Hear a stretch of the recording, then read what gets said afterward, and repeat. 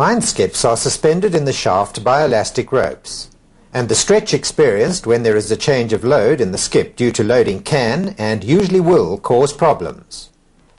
The deeper we go, the greater the problem becomes, and as a rough rule of thumb, we can say that for every 1 kilometer of shaft depth, we can expect to get stretch of about 800 millimeters with a full load. Imagine then the problem of loading 20 tons of ore into a skip 2 kilometers below surface, where the rope stretch due to the static load is 1,6 meters. The skip descends in creep mode, and when it is aligned with the loading flask, a proximity switch in the shaft signals the driver to stop. The flask door opens rapidly and the pre-weighed 20 tons of rock gravitates down the chute into the waiting skip.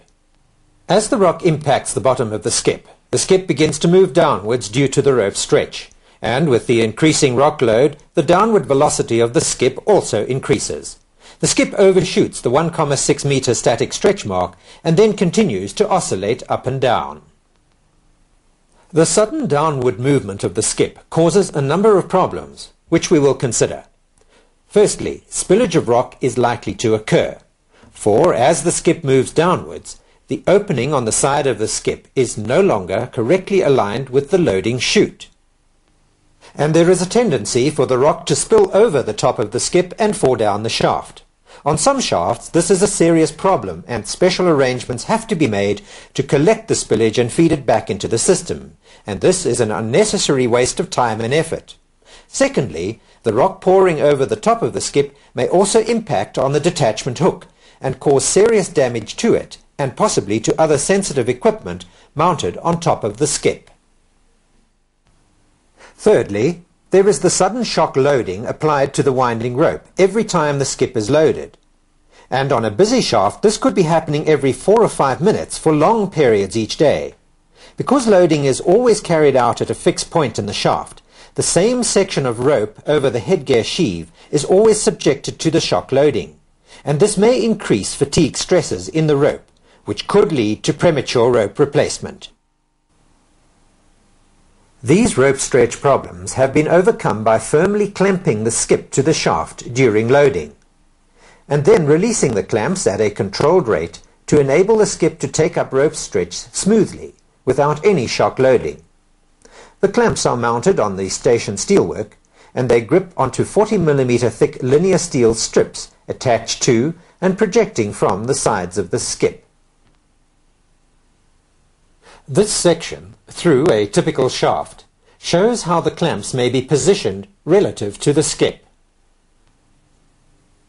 The clamps are hydraulically powered, and they receive their high-pressure oil supply from an electrically driven power pack mounted on the underground station near to the clamps. As the skip reaches the loading position, a proximity switch is actuated and the clamps are applied in 1 to 2 seconds. And immediately the loading flask door is opened, rock discharges into the skip. Simultaneously, the patented decompression valve on the power pack allows oil to bleed off from the clamp cylinders at a controlled rate, thereby causing the pressure to decay. And just as loading is completed, the skip is allowed to slide downwards to take up the rope stretch, and we can see that this is done smoothly with virtually no bounce or oscillation at the end of the release.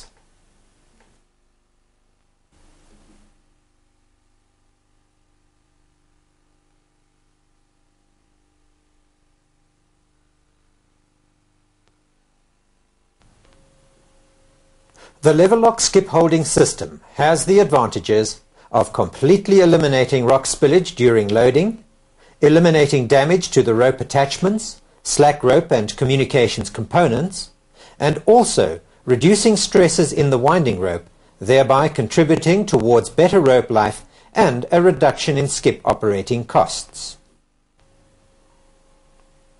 Levelok cage and skip holding systems provide practical solutions to rope stretch problems, and through continual testing and development, the loading and unloading of men and materials and the loading of skips has been made safer and more cost-effective.